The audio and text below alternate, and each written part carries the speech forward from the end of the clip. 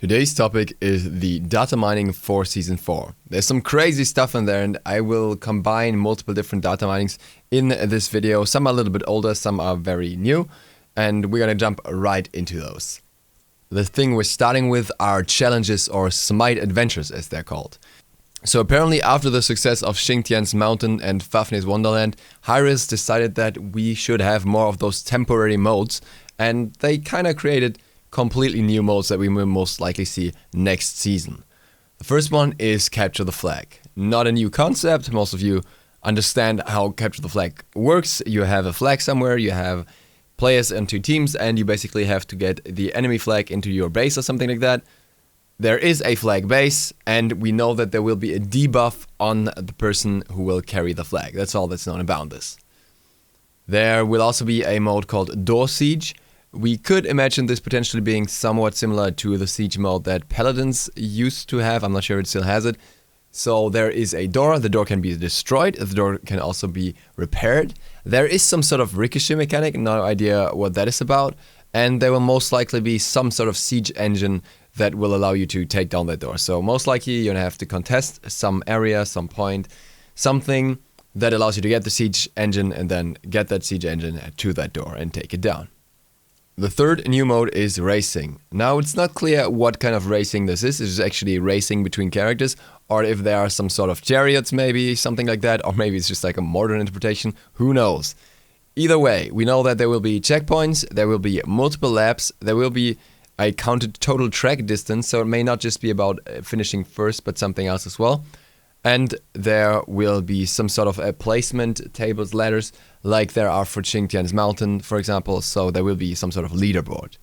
That's all we know about these new modes, so what it seems to be are different modes, maybe in rotation or maybe around different times of the season, where you'll be able to play something different from the normal game modes for a limited amount of times, is what it seems. We also have new items. Let's quickly start with the tier 3 items that only have names so far. I'm just gonna go through them because we don't have any actual info about them, we just know the names. Blackthorn Hammer, Book of the Dead, Draining Ring, Jade Emperor's Crown, Silver Branch Bow, Shogun's Kusari, Sorrow, Stone of Fall, Talisman of the Relentless. The only one that kinda, rings a familiar sound here is Jade Emperor's Crown. Maybe something in the same tree as Lotus Crown, for example. Something along the lines of magical damage and physical defense. But that's pretty much it for the normal items. We do know a lot more about certain other types of items. Starter items, containers, and rituals. Hi-Rez basically announced that they would like to have the option for every player in the game, for every role in the game, to go for different starter items. And I think what we're seeing here is basically the start of that. So there is a new starter item called Ganking Mask, probably a temporary name. This starting item gives increased benefits as you stack kills and assists. What's interesting here is that this sounds like the item will most likely not be sold until late game, simply because of the fact that the longer you keep it, the more kills you will have, the more assists you will have, so the more beneficial it should become. There's another item called Pocket Watch. We actually don't know what this starter item does yet. There is a starter called Swift Wing. This item gives users increased movement speed while leaving the fountain. This may sound familiar to some of you from League of Legends, where you can basically get an enchantment on your boots that does the same thing. I don't really know how well it will do as a starter item, simply because it is kind of something that you don't really need at the beginning of the game, and I don't really know how that, gives you a benefit in regards to being a starter. But we will find out. Maybe there's more to this item than just this effect that justifies picking it. There's also a starter called War Flag. This starter item restores its users' health and mana when in assist range of a slain minion.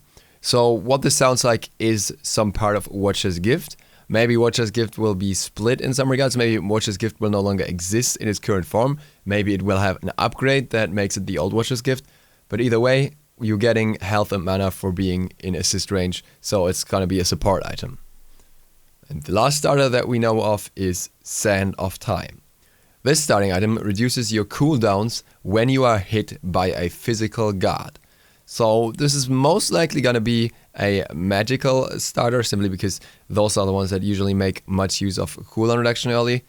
I am not quite sure what this will do or how this will work out. I'm pretty sure it must have some other extra effects on it that are not listed here, because that alone would not really be beneficial enough for an early laning phase, and it's not going to be beneficial enough for a jungler either. And with that, we're moving on to the relics. There are some relics that get some changes, and there are quite a few new relics. First new relic is Anger. Fires a minion damaging projectile. So this really sounds like it's basically there to clear waves. If you remember Season 1 Hand of the Gods, that used to be the case for that item as well. It would hit multiple minions, so you could, for example, clear 3 minions in a wave and then take down the other 3. It would increase the pressure of certain gods in solo lane, namely Bakasura. Bakasura was very much able to clear with this item, and this allowed him to play in the solo lane. So maybe it will be used that way. I'm not 100% sure what exactly it does. I feel like it would have to have some more impact than just hitting 3 minions, but if it's a projectile, it may just hit the full wave or something like that. We will find out. Relic number 2, Gateway. Creates a pair of gateways on the map which allied gods can use to travel. However, there is a mention on this item of it being removed because it was too strong. There's a mention saying, keeping here with tech in place to bring back if needed. And if you have paid attention to what was announced during Hyrule Expo, then you will know that the mechanic is indeed back already. It is gone on the big fire elemental that spawns at the 10-minute mark and creates a teleporter to the fire giant instead. So we will probably not see this item in the game in itself, simply because the mechanic was moved somewhere else. Next relic is Sorrow. Reduces enemy attack speed and movement speed. This should also sound familiar to some of you because it used to be Crippling Curse. Way back in the day, there were 2 sorts of curse, the Weakening Curse and the Crippling Curse. Weakening Curse being the anti-heal one, and Crippling Curse being the auto-attack, basic attack one. And apparently that is coming back as Sorrow. Then there is a relic called Undo, maybe a temporary name here. Reduces ability cooldowns and heals mana and health. So this sounds a bit like old Purification, old beats, which used to have this cooldown reduction on it, and then also meditation at the same time. It may just be for the player himself and not for the allies, I'm not quite sure, but it should allow for very, very aggressive plays with that cooldown reduction. There is a relic called Revealing, and there is no more info data mined about this. But there is something that, well, is notable anyways. I noticed that Scout does no longer appear in the relics at all. And this may be the new Scout. Because Scout in itself never really was picked up all too much. And what this item could be, this is a very theoretical thing, but according to some ideas that were like bounced around on Reddit, there was the idea to have a relic that reveals enemies for a certain amount of time in a certain area that you mark on the map, basically replacing Scout, and maybe that's it. There's also another relic that where the name's not known yet, which will increase allies' attack speed and damage. This could very well be a changed version of Frenzy. There are also changes to 3 relics that we already have. Curse gets the movement speed reduction removed, so it only reduces enemy healing, most likely a little more than it does currently in return. Thorns gets 50% reflect instead of 40%, making it a bit more of a valuable pickup. And the most interesting change here is to Phantom, because this item used to give Ghost Walk and remove your basic attack and movement penalty. It seems to be shifting more towards a defensive pickup now, with more uses outside of just Ghost Walk as well. It still has the Ghost Walk, but on top of it, it gets CCR, so crowd control reduction, and knock-up immunity, which could be quite potent. Then we are moving on to the containers. These have already been announced more or less. There are certain container items that allow you to hold a certain item as a consumable and also refill whenever you go to base. These will exist for health, mana, and apparently also for wards, which would be really good because that would encourage warding in general, I think. Last but not least, there are rituals. Rituals are consumables, really expensive consumables for late game that have very strong effects as well. So what we know about these is very limited. We don't really know the exact price yet. There are some rumors in between 500 and 900 gold.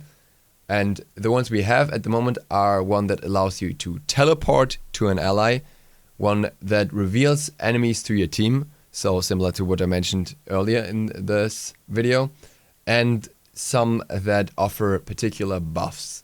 There's a ritual called Flickering, no idea which one of these is, it could be the teleport one, and there's one called Frenzied, which could very well be similar to the old Frenzy.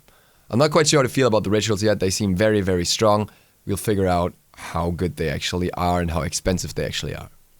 That's it for this video. I am really looking forward to see what Season 4 brings, and we should be seeing more in the patch notes on Wednesday. Once again, this is all data mined, this is all subject to change, and thanks to Ferreo for allowing me to use this. More of that can be found on the Smite data mining site. Thank you guys for watching, and as I said yesterday, if you're subscribed and you want to get notified about the newest videos, make sure to click that bell, because otherwise the notifications won't always work. Duke Sloth, out.